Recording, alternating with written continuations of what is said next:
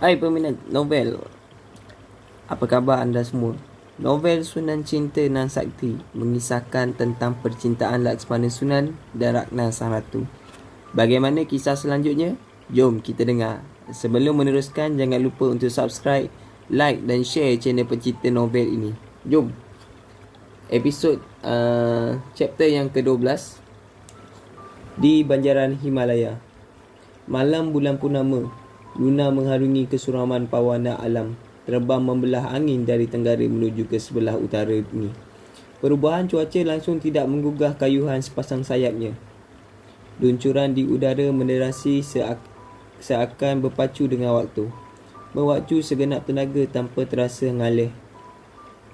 Menghampiri tengah malam, Sri Kanda si bangsa Poli ini pun sampailah di pemukiman pebangsaannya yang dibina menyerupai bongkah-bongkah piramid. Suasana malam nan dingin sungguh sepi. Dia mendarat di halaman kediamannya, mengibarkan sepasang sayap terlebih dahulu sebelum mengatuk perlahan-lahan. Maka terpeciklah bening salju berselerak tanpa arah tertentu. Selaju, Luna mula menampak hendak masuk ke dalam kediamannya. "Luna!" satu suara melagaunya. Luna tidak lekah berkalih, cuma kayuhan injakan telapak kakinya sahaja yang terbejat umpama rantai pada kedua betis. Satu keluhan halus diluahkan dengan penuh adab. Wajahnya berubah. Sejak kematian Munik, dia jarang berada di penempatan pebangsaannya ini. Sesiapa pun tidak mengetahui dia terbang ke mana selama ini. Cuma sesekali pulang barang sehari dua. Sejurus hilang lagi. "Bapa," lambat-lambat Luna pun memusing seluruh tubuhnya. Bapa bimbang, luah tarik. Bapa mentuanya. Luna enggan menjawab apa-apa. Dia tidak mahu berdusta walau seungkap kata. "Kau ke mana selama ini?" tanya Tarik. "Ke Tenggara," Luna berterus terang. "Hanya ke sebelah Tenggara?" Tarik menekan persoalan tersebut. "Ya," Luna mengangguk sekali sahaja. "Ada apa di Tenggara sana?" Tarik bertanya lagi. Aku menolong seorang manusia di sana, bapa," dia dah Luna. "Kau menampakkan dirimu?" Tarik nampak risau. "Hanya sekali sewaktu merawatnya akibat kelelahan," Luna menjawab teragak. Tarik mengeluh berat. Tindakan Luna ternyata amat tidak disenangi. "Jauhi manusia, anakku. Kelak bangsa kita akan tergugah. Manusia akan menjejaki kita sampai ke banjaran ini. Untuk apa? Untuk memuaskan nafsu mereka terhadap keangkuhan." Tarik memulakan pengujahannya. Luna tertunduk wajah. Sebenarnya, seorang anak manusia, seorang anak yang berjiwa murni, ditimpa musibah berganti-ganti, menjadi anak asuhan seorang warak di Aceh. Kali ini anak manusia itu sedang menghadapi kepayahan, terpaksa bertarung dengan manusia-manusia syaitan. Luna bercerita dengan nada suara yang perlahan. "Kau mencampuri urusan manusia?" Tarik kelihatan sangat terkejut. "Aku hendak berbakti, bapa," jelas Luna tanpa basa-basi. Tarik tampak semakin bimbang. Pelakuan Luna agak sukar dikawal. Kematian Munik telah berubah seluruh paksi kehidupan anak mentuanya itu. Walhal sebelum ini, Luna merupakan segala kebaikan di penempatan banjaran ini. Sri Kandi yang berjiwa luhur sangat menyayangi. Namun demikian takdir yang menimpa, ternyata kematian Munik telah merubah segala-galanya. Perubahan cara Luna bertingkah laku mulai ketara sejak beberapa tahun kebelakangan ini. Satu perubahan yang tidak menyenangkan perasaan Tarik selaku ketua kepada seluruh bangsa Polip di banjaran ini. "Apa yang hendak kau cari di kalangan kehidupan manusia, Luna?" Luna diam, sengaja mengunci bicara, membendung lidah untuk terus berkata-kata. "Percayalah anakku, manusia makhluk terpuji. Namun dalam terpuji itu juga terdapat segelintir besar mereka yang terkeji hatinya. Pelaukannya, kesombongan mereka sangat luar biasa." Tarik memberi satu pesan yang sangat berharga. "Bapa, maaf, aku sudah kelelahan. Izinkan aku berehat," pohon Luna. "Baiklah, cuma fikir-fikirlah pesanan bapa ini," bujuk Tarik. Luna sekadar mengangguk kepala dengan wajah tertunduk, enggan mengangkat pandangan menatap renungan bapa mentuanya. Dia tahu bahawa ketewasan bakal memihak padanya. Ini kerana pandangan Tarik sangat berwaspada. Renungan yang amat berpengalaman tentang rencah kehidupan. Selaju berganjaklah Luna menapak ke arah kediamannya. Tak kala pintu dibuka, dia terus mengabatkan rapat-rapat. Di dalam, Luna terus melaburkan punggungnya bersama satu keluhan kasar. Bukan dek kemarahan, tapi kebingungan. Sepi, itulah sebab terbesarnya merayau terbang ke seluruh ceruk rantau dunia ini. Cuma kali ini hatinya terhambat di tenggara. Di pucuk kubu Sumatera, si Rangka terlelap kekenyangan di sebelah Saifuddin. Tidurnya berdengkur-dengkur. Sesekali bercakap dalam tidur. Akibat deruan nafas yang begitu kencang bunyinya, Saifuddin terjaga. Kelelahan Saifuddin semakin surut. Tedaganya secara beransur-ansur mulai bersatu dengan jasadnya semula. Pelupuk matanya pun terbuka luas. Saifuddin menoleh ke sebelah kanan. Si Rangka termengah-mengah nafas. Bukan kepayahan bernyawa, tapi untuk ragamnya apabila mengharungi tidurnya saban malam selepas mengisi perut dengan cara melampaui batas. Kemudian Saifuddin melangoi pula ke arah Dailut dan Sadik. Dua orang sahabat itu sedang tertidur dalam keadaan berdiri. Kepala mereka terkulai. Selaju dia melihat-lihat dirinya dalam keadaan terikat. Saifuddin berusaha membuka ikatan namun gagal. Si Rangka, panggil Saifuddin. Si Rangka terjaga. Dia bangkit, terlunjur seraya menoleh. Tolong buka ikatan ini, pinta Saifuddin perlahan-lahan. Si Rangka angguk kepala, bangun dan mengikir ikatan akar. Putus satu persatu sehingga keseluruhannya dan terbebaslah Saifuddin. Si Rangka menatap wajah jenis Saifuddin. Langsung tiada reaksi pada raut mukanya. Hanya terpancar kekeliruan sahaja. Terima kasih, ucap Saifuddin. Si Rangka angguk lagi kepalanya. Tergaru-garu dada, selanjur bersedawa. Saifuddin pelik menyaksikan perlakuan si Rangka. Orang kaya ini macam dipukau. Pelupuk matanya kelihatan memberati mata. Kemudian si Rangka pun kembali ke tempat tadi, lantas berbaring dan tidur semula. Beberapa detik berlalu, dengkuran kedengaran bergemuruh. Rupa-rupanya si Rangka mengigau sebentar tadi. Lambat-lambat Saifuddin bangkit. Dia mengitari pandangan. Dinding penempatan itu terbentuk berbatuan. Tanah keras pula menjadi lantai. Suasana di sini sunyi sepi. Kelihatan ramai orang kenit yang ketiduran, bergelimpangan di sana sini. Perut mereka tampak membulat. Kekenyangan itu menyebabkan semua seakan tidur mati. Ini merupakan peluang terhidang. Selanjutnya Saifuddin pun mendapatkan Dailut dan Sadik. Menepuk pipi mereka perlahan. Kedua-duanya pun terbangun. Usah bingar, pesan Saifuddin. Dailut dan Sadik terangguk-angguk patuh. Sejurus Saifuddin pun meleraikan ikatan kedua-dua sahabatnya itu. Berhati-hati mereka melarikan diri, meninggalkan tempat orang kenit secara sembunyi-sembunyi. Ketiga-tiga mereka terpaksa merangkak melalui satu lubang yang mengunjur jauh. Tidak mudah untuk keluar dari tempat orang kenit. Terpaksa menaiki beberapa bilah tangga tanah melalui sebuah lubang besar orang kenit itu sendiri. Muat-muat untuk seorang manusia melalui pada satu-satu masa. Sejurus itu barulah mereka menemui satu jalan keluar yang tersembunyi dalam sebuah belukar. Saifuddin, Dailut dan Sadik berhenti barang sejenak di sepohon kayu besar berdaunan rimbun. Kali ini matahari sudah mulai hendak bangkit, menerbitkan cahaya benang merah dan putih di ufuk. Ketiga-tiga tersandar lesu. Jalan keluar dari pendapatan orang kenit sekilas pandang kelihatan seperti semak belukar dalam belantara yang tidak terusik. Pintu masuk itu sendiri tidak terlihat. Sebuah lubang mengunjur landai menuju ke bawah tanah. Di situ terbina sebuah gua yang luas sekali. Tidak terukur pula berapa keluasannya. Ia merupakan sebuah pemukiman pendapatan orang kenit. Di situ orang kenit berkerajaan, membiak, berpinak ranak, membentuk satu keturunan yang tidak akan pupus selagi pendapatan itu tidak diketahui atau kejumpaan oleh manusia biasa. Hutan belantara ini merupakan medan penghidupan mereka sehari-harian. Patutlah kita tidak melihat matahari, keluh Dailut. Mujurlah kita tidak dibinasakan mereka, rungut Sadik. Saifuddin pula terdiam cukup lama. Pandangannya terarah ke timur, menyaksikan kebangkitan matahari yang beranjak naik sedikit demi sedikit, perlahan dan teratur pada jajaran paksi di cakrawala. Kemudian, kedengaran Saifuddin dirangkuh oleh nafasnya sendiri. Wajahnya terlihat kusam, seolah-olah berlangsungkawah lagak tingginya. Perubahan itu disedari oleh Dailut dan Sadik. Apa yang kau sedang fikirkan, Saifuddin? Kemudian Sadik bertanya. Sudah berapa hari kita tidak solat? Keluh kesah Saifuddin. Akhirnya terzahir. Tidak tahu, pantas Dailut menggeleng. Keadaan diri kita pun tidak terurus. Apatah lagi mau bersolat, rungut Sadik. Bila senang, kalau suka, solat itu wajib dikerjakan. Sadik, Saifuddin menegaskan. Dailut dan Sadik terdiam. Hemat Saifuddin sangat benar. Bersolatlah dengan sabar. Itulah pesan Bapa Wali Sufi, kata Saifuddin lagi.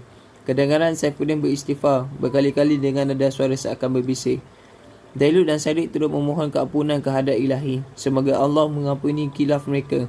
Berasalah diri diampuni, itu bersangka baik. Si Labu bertepik muka. Suaranya umpama ribut yang meriuh. Lantun melantun ke seluruh dinding berbatuan. Tempik marah itu mengejutkan para pengawal yang ketiduran. Tapi si Rangka tetap membuta. Orang kenik keseluruhannya yang dikerahkan mengawali para tawanan bangkit terkejut, terpisat-pisat biji mata. Mereka kelihatan macam kemabukan tuak. Berdiri pun goyah. Terdapat 1-2 di kalangan mereka yang terpujuk semula ke lantai, akibat gagal menggagahkan kedua-dua Si Rangka, si Labu menendang kaki puteranya. Si Baga dan si Lamping hanya mampu mendiamkan diri. Ternyata memang sukar diterima apabila tawanan bolos, sedangkan ramai di kalangan pengawal yang bersiaga di sini. Lebih memburukkan keadaan, di tangan si Rangka terdapat sebilah senjata yang diperbuat daripada batu, yang dikikir tajam pada kedua-dua belahnya. Peliknya, si Rangka masih ketiduran seumpama mati. Ambillah air, perintah si Labu. Sekonyong-konyong seorang pengawal berlusir mendapatkan timba, menggayungkan air dari tangkungan batu. Pengawal itu disuruh menyiram air ke atas si Rangka. Pengawal tadi teragak-agak. Si Labu menempik dan hampir-hampir menyinggah telapak tangan ke arah kepala. Maka suka atau tidak, timba air dijirus ke muka si Rangka. Putera si Labu itu terus melompat sambil memegang senjata, mengacah ke sana kemari sehingga membuatkan si Labu, si Bangga dan si Lamping berundur 2-3 tapak untuk mengelak tujahan tikaman yang diyakini akan memecikkan bahana.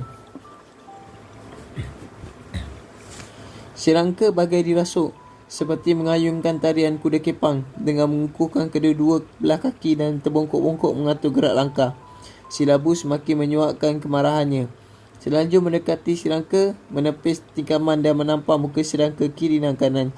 Si Rangka terduduk ke lantai tanah, kelihatan terpinga-pinga setelah mulai sedar daripada keliruan. Bapa, si Rangka melihat ke sana sini. Semua orang kenik memerhatikan dirinya. Apa yang berlaku? Tanya si Rangka terpinga-pinga. Apa yang berlaku, bodoh? Jerit si Labu. Semua tawanan lepas lari. Lanjut si Labu berteriak seperti ditinggalkan akal waras. Si Rangka tidak berbunyi suara. Nampaknya dia terpaksa menggalah semua itu. Si Rangka terpaksa akuk atas kecuaiannya. Maka bertanggungjawablah dirinya dalam menghadapi bebanan tersebut. Satu keluhan terzahir. Sangat keras bunyi pernafasannya. Kau leka, kenapa kau lepaskan tawanan? Soal selidik pun bermula. Aku tidak melepaskan tawanan, bapa. Mendatar saja suara si Rangka. Kau memegang senjata apabila tidur tadi. Bodoh. Kau lepaskan mereka dan kau tidur semula. Penyakit lamamu berulang kembali. Muka si Labu merah padam. Perutnya yang sudah membuyut bergerak-gerak seiring dengan tepikan suaranya. Penyakit lamaku? Apa? Si Rangka bertambah bingung. Engkau mengelurau ketika tidur. Si Rangka, sampuk si Bangga. Itu tidak mungkin. Si Rangka bangkit, mencekak pinggang, menikah keras. Itulah buruknya kalau tidur dalam kekenyangan, sahut si Lamping. Memang benar. Si Labu menyokong kenyataan si Bangga dan si Lamping. Aku akan mencari mereka. Si Rangka berazam. Ya, itu adalah tanggungjawabmu. Si Labu masih dalam kemukaran. Ayuh, si Rangka memanggil para pengawal. Jangan, pantas si Labu menikah. Aku yang menyebabkan mereka lari, bapa. Aku harus mencari tawanan itu. Biarkan mereka yang lain yang mengujar tawanan-tawanan itu, perintah si Labu. Apa? Si Rangka tidak berpuas hati. Kau para pengawal cuai akan dihukum. Si Labu mengerahkan para pengawal yang bertugas di bahagian lain supaya menangkap si Rangka dan para pengawal yang cuai. Kebertanggungjawaban mereka harus diganti dengan hukuman. Lepaskan, jerit si Rangka. Si Rangka meronta-ronta apabila kedua-dua tangannya dipegang di sebelah kiri dan kanan. Bagaimanapun para pengawal yang lain tidak meningkah apa-apa. Hukuman harus diterima, walaupun dalam bentuk apa sekalipun hukuman tersebut bakal dijalankan. Ikat mereka pada tiang-tiang, perintah si Labu. Si Rangka menjerit terlolong, hendak memberontak, tapi tidak berdaya.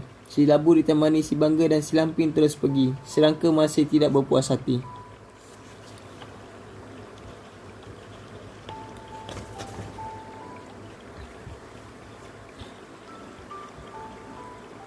Chapter 13, tajuk yang ke-13. Di pucuk kubu Sumatera. Semalaman mereka ketiduran, terlena umpama mati, langsung tidak menyadarkan diri. Bagaimanapun lelap mereka bukanlah satu kurniaan yang menyenangkan, biarpun tidak disapa mimpi. Kepayahan bernyawa itu menyebabkan kedua-duanya resah, meski tidur panjang. Pernafasan sesekali tersinggap, kepayahan seperti satu hukuman.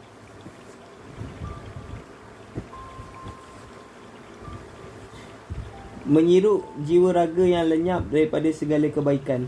Dan kali ini, apabila matahari bangkit dari ufuk sewaktu duha, sinar matahari yang berliang-liang menerobosi celah ribunan daun-daun pun memamah ke pelupuk mata Ratna Sang Ratu Sulaman. Namun, tidak memecah sedikit pun pada Gimbara. Makhluk terkutuk itu seperti teragut seluruh jasad dari dunia nan nyata. Ratna terjaga, mata hitamnya tersilau. Lantas dia pun berkalih, menghindari relung panahan cahaya matahari. Ratu Sulaman itu mengesot, berusaha menghampiri Gimbara yang masih tidak sadarkan diri. Makhluk yang berasal dari alam gaib dan dipinjamkan jasad oleh Sang Maharani itu terguring limpang, tidak bergerak-gerak. Benar, umpama mati di dunia nyata. Gimbara, Ratna memanggil. Sekujur jasad terlanat itu ditepuk-tepuk. Sang Ratu Sulaman tersinggap apabila menyaksikan perubahan jasad Gimbara yang sekejap tampak berjasad dan sekejap lagi berubah menjadi halus. Tapi masih kelihatan dek mata kasar. Ratna juga turut tengesot ke belakang tak kala melihat Gimbara berubah dalam sekejap-sekejap. Sebenar menjadi dirinya di alam nyata, selaju berubah menjadi makhluk yang tampak sangat buruk lagi dahsyat. Kelihatan kehitaman berbulu-bulu, mulutnya terjuit menebal. 4 taring saling berlaga antara ruang atas dan bawah, manakala kedua-dua kelopak matanya nampak terbuncal seperti membengkak. Sumpahan, bisik Ratna, berusaha menenteramkan jiwa raganya sendiri. Begitulah demikian keadaan diri Gimbara yang saling berubah-ubah, seiring dengan rentak pernafasan yang kedengaran agak perlahan. Kejadian luar biasa itu berusaha dibiasakan pada pandangan mata Ratna sendiri. Ratna mengawal pernafasan. Dia menduga-duga bahawa kejadian diri Gimbara tersebut merupakan satu hukuman daripada bondanya Sang Maharani. Pemerintahan kerajaan Pulau Utara itu memiliki kesaktian yang bukan alang kepalang ampuhnya. Tanpa terbayang pula kekuatan yang dimiliki oleh wali sufi. Ratu, apa yang sedang kau saksikan pada diriku begitu asyik sekali. Ratna terkejut apabila ditegur sekadar bisikan oleh Gimbara. Saksikan apa Gimbara? Aku sendiri pun tidak mampu menguruskan diri sendiri kali ini, pungut Ratna. Kembali pada kebiasaan sebagai seorang ratu yang pembengis dan tidak pernah berlembut dengan dalam bertutur kata. Bersusah payah Gimbara bangun, masih duduk terpuduk. Tampak tidak bergembira. Acutan serta hambatan Maharani masih terasa menyeksa seluruh jiwa raga. Namun, keangkuhan itu membendungnya untuk berkongsi rasa dengan waris kerajaan Pulau Utara. Pada tanggapannya, anak dan ibu serupa saja, pemarah dan pembengis. Tolong aku cabutkan anak panah ini, Gimbara. Arah Ratna agak keras. Gimbara mendekatinya, merangkak mendapatkan Sang Ratu, melihat-lihat anak panah yang terpacak pada peha. Kemudian mengangkat mata, melihat raut wajah Ratna. Tampak kusam, seri pada wajah seperti kepatahan tiang-tiangnya. Sinar matanya terlihat galau. Kesakitan yang dialami, biarpun sudah mengendur, namun tetap berbisa peritnya. Terjahan anak panah ini sangat dalam, keluh Gimbara. Tapi kau masih belum tembus kan? Bentak Ratna. Kalau begitu bertahanlah, pinta Gimbara. Maksudmu apa Gimbara? Kebatilan itu mengaburi mata fikiran. Selaju tanpa amaran maupun pembujukan, Gimbara pantas memegang anak panah seraya mencabutnya dengan sewenang-wenang. Maka berteriaklah Sang Ratu dalam kesakitan yang sangat luar biasa hebat. Jeritan nyaring itu kedengaran bergemuruh lagi meruntuh. Bukan alang kepalang sakitnya sehingga terasa memutuskan urat jantung. Ratna terbaring terlentang. Anak panah itu dilihat Gimbara. Tertera nama suci Alif Lam Lam Ha pada bilah ketajamannya. Gimbara tidak berani menyentuhnya. Bimbang kuasa dari langit menencah dalam bentuk panah-panah api yang bersifat menyambar. Senjata pemberian si bangsa Poli itu amat ditungkali. Lantas buru-buru Gimbara menyingkirkannya jauh-jauh, ditelangkam ke tanah. Kelihatan Ratna semakin layu, perlahan-lahan mengatup dua pelupuk matanya. Mereka berusir sampai menemui sepatang anak sungai. Di tepian, Saifuddin, Dailut dan Sadiq terduduk melepaskan lelah. Ketika inilah mereka dihambat kejutan tak kala mendengar suara jeritan Ratna sang Ratu Sulaiman yang bergemuruh meruntuh. Satu teriakan yang sungguh mengujakan sehingga terbentuk kerutan pada raut wajah ketiga-tiga anak muda tersebut. Dailut dan Sadiq saling berpandangan, namun Saifuddin kelihatan lebih menumpukan perhatian yang sungguh khusyuk sekali. Suara seorang perempuan, kata Sadiq. Itu suara kejahatan. Dailut menikah. Saifuddin diam saja, menapuk suara di belakang lidahnya. Apa yang kau sedang fikirkan, Saifuddin? Langsung bertanya. Hukuman, seakan berbisik Saifuddin berkata. Hukuman apa, Saifuddin? Soal Dailut lagi. Saifuddin menoleh melihat Dailut. Pandangannya penuh makna. Dua belah kakimu macam mana keadaannya, Dailut? Tanya Saifuddin. Ya, Alhamdulillah beransur sembuh, sahut Dailut, mengangkat kedua-dua belah kakinya yang saling berganti. Dipijaknya ke tanah dengan tekanan lebih daripada biasa. Patutlah larianmu mendahului kami tadi, Dailut, tergelak Sadiq mengusik. Yalah, demi menyelamatkan nyawa. Bodoh kau, Sadiq, adik Dailut. Ketawa Sadiq terhenti. Mukanya berubah menjadi masam apabila digelakkan sedunggu sedemikian rupa. Kemarahannya menyeruak, menampakkan harapan hendak menejah sahabatnya itu. Mereka hampir berguntar. Mujalah Saifuddin lekas mencela.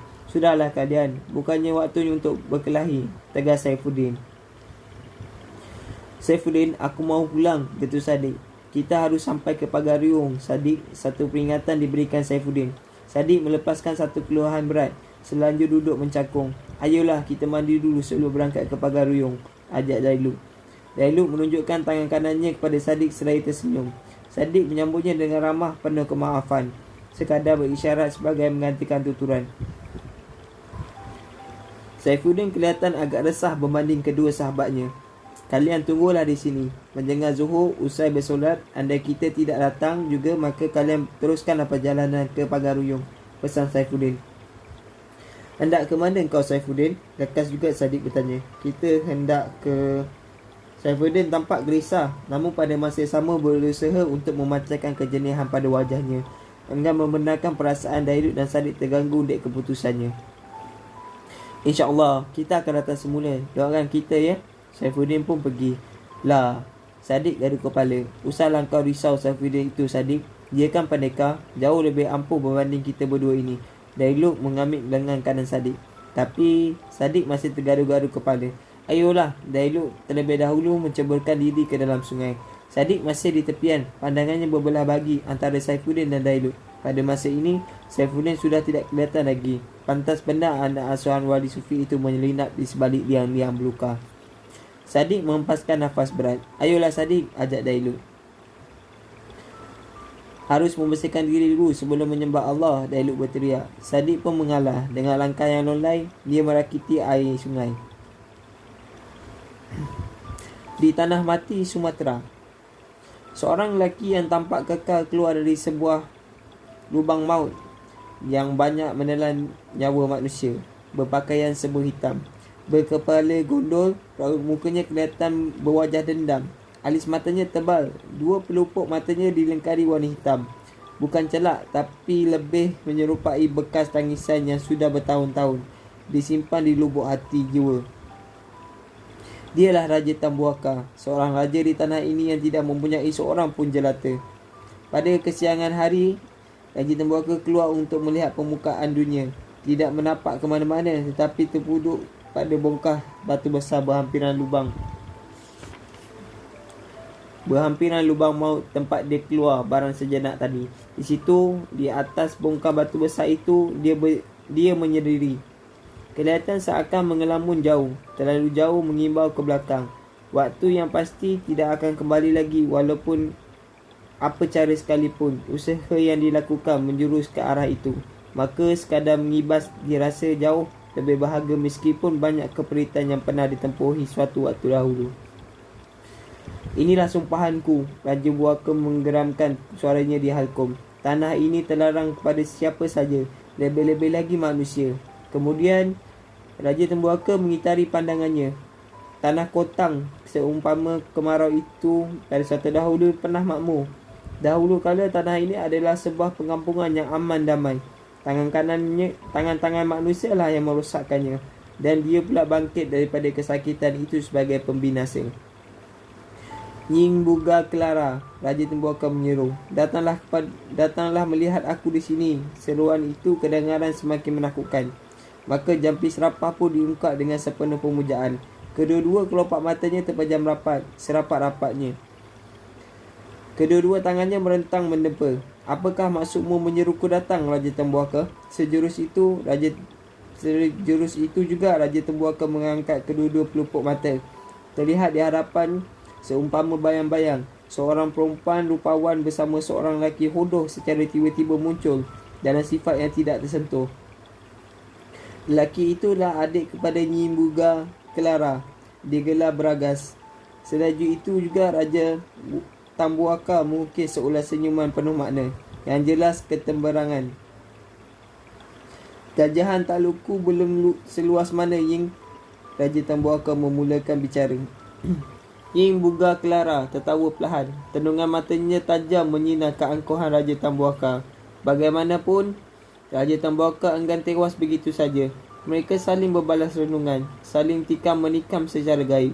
Sehinggalah Nyi Buga Clara menderamkan bunyi suara. Terdengar seperti ngauman. Maka kali ini tertunduklah mata Raja Tambuaka. Lelaki raja kepada tanah mati itu mengangkat tangan kiri sebagai isyarat menyerah.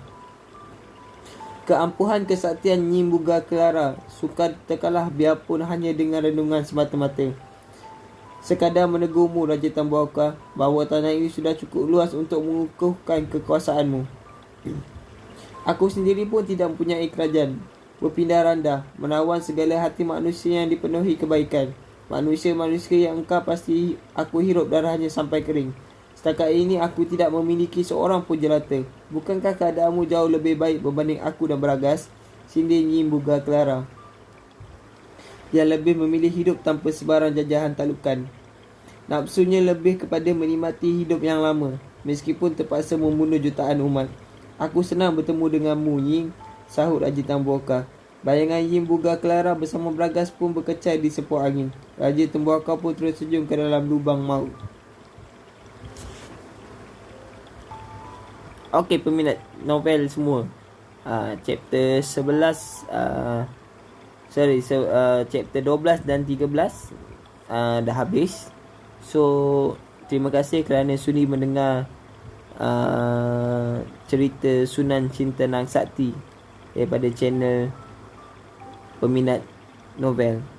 Terima kasih. Bye.